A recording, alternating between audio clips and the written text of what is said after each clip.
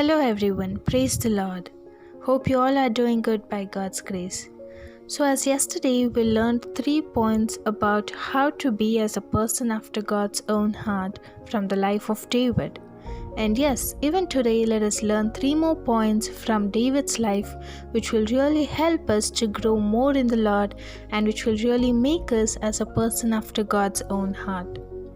So the fourth thing is, according to Psalm chapter 40 verse 1, here we see that David is saying that I waited patiently for the Lord. So from this we can learn the patience which David had. Yes dear, most of the times we fail in this. We fail to wait for God's timings, and instead of waiting, we make our own wrong decisions, and later we feel so bad and disappointed for taking such wrong decisions in our lives. And mainly while we are in hard times, we need to wait for God's move, but we don't. Instead, we try to do what we want to do. And yes, right now even you might be going through the same.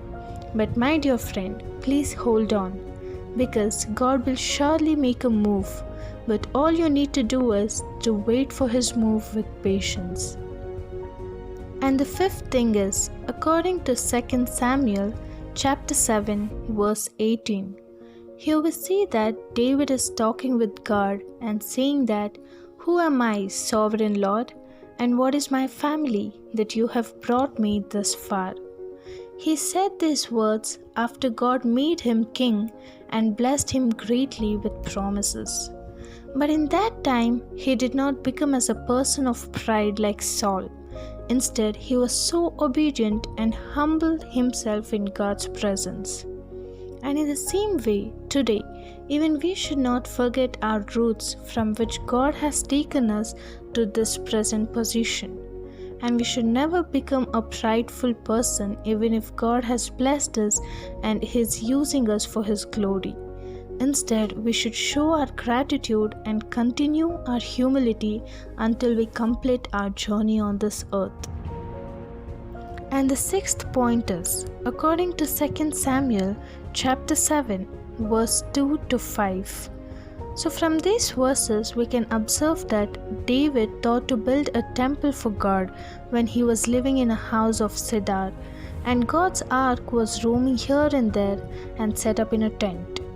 And at that time, David thought to build a temple for God. Wow, what a great God-glorifying idea it is.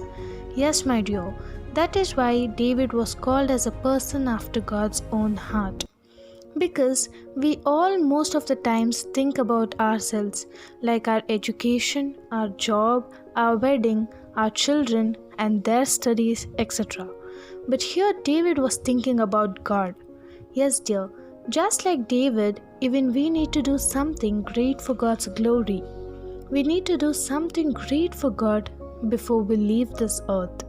And yes, let us all think about doing something for God and also put this in our prayers and start it with the help of God.